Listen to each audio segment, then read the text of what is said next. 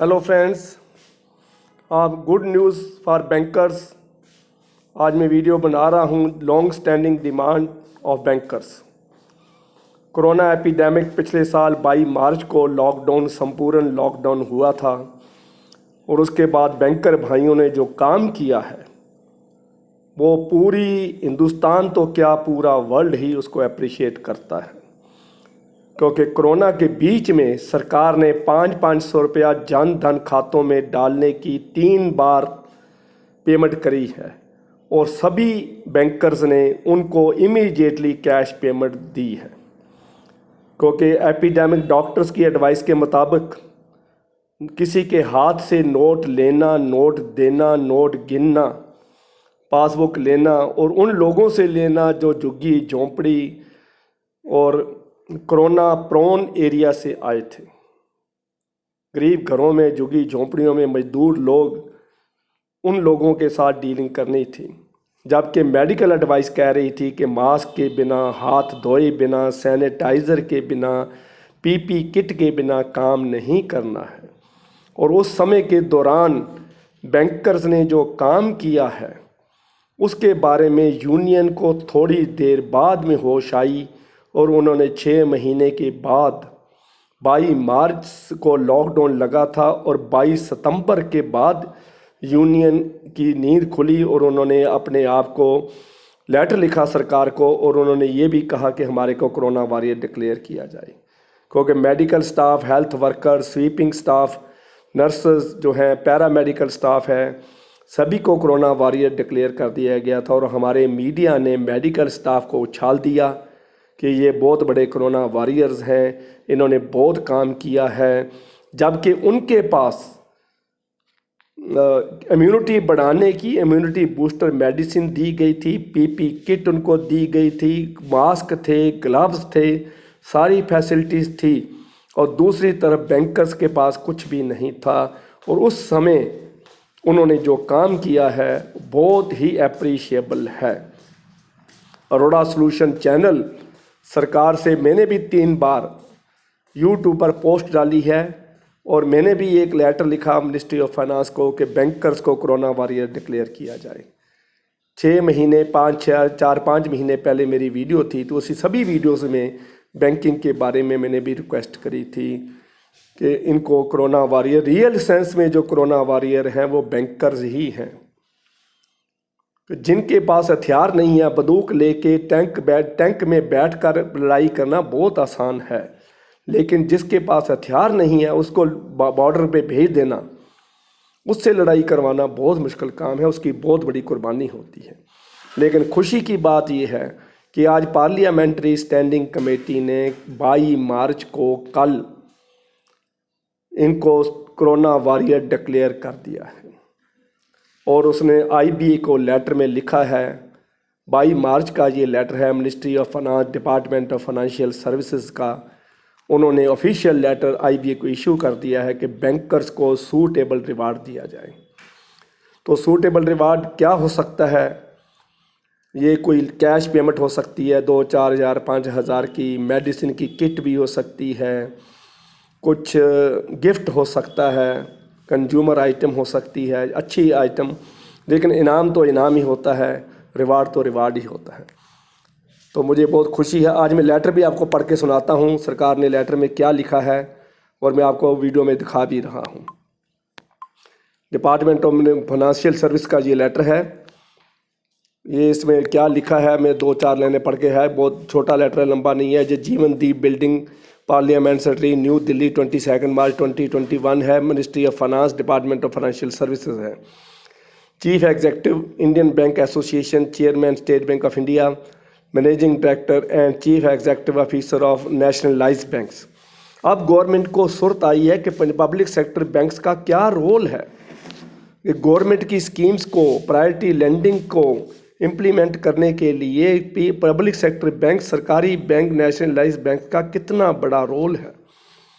अगर इनको आप प्राइवेटाइजेशन करने जा रहे हो तो पहले ये सोचो कि कोरोना में प्राइवेट बैंक कितनी सर्विस दे सकते थे। रिमोट एरिया में, झुग्गी एरिया में, स्लम एरिया में, हिली एरिया में जहाँ कोरोना का पूरा डर था, बर्फीले जहाँ चिल्ली विंड्स चल रही थी, वहाँ भी इन्होंने सर्विस दी है।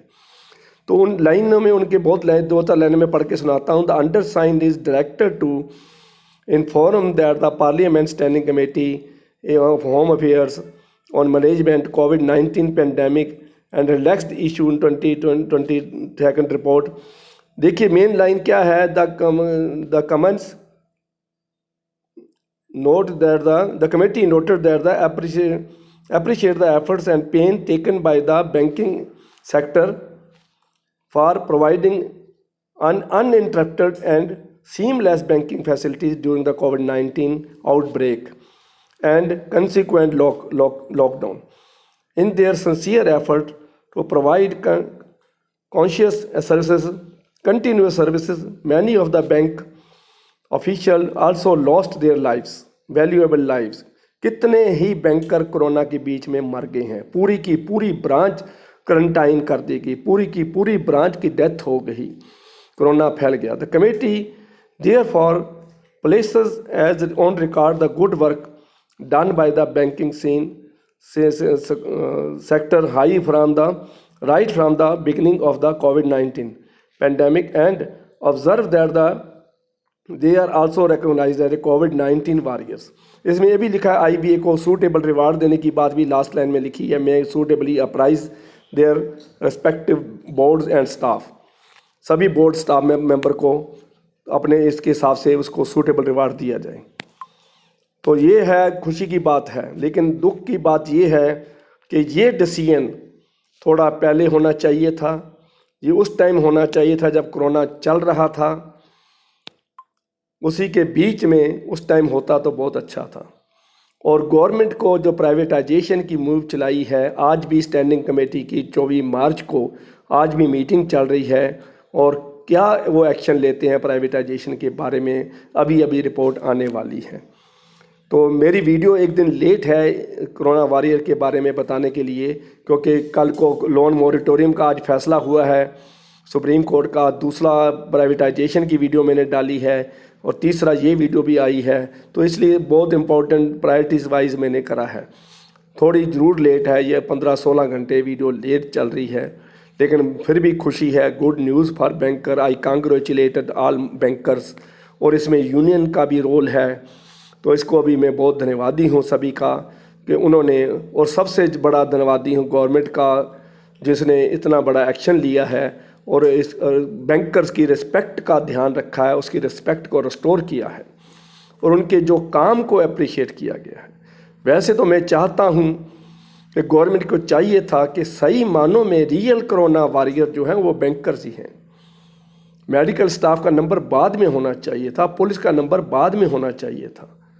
पुलिस जो है वो 24 आवर सर्वेंट है, उन्होंने अपने काम करना है, वो डंडे से काम करवा लेती है। मेडिकल का क्या है कि उन्होंने पैरासीटामोल की गोली या गर्म पानी दिया है मरीजों को और कुछ नहीं किया है इसके सिवाय। तो उनकी जो नेगेटिविटी भी है, नेगेटिव काम भी उन्होंने बहुत किए हैं।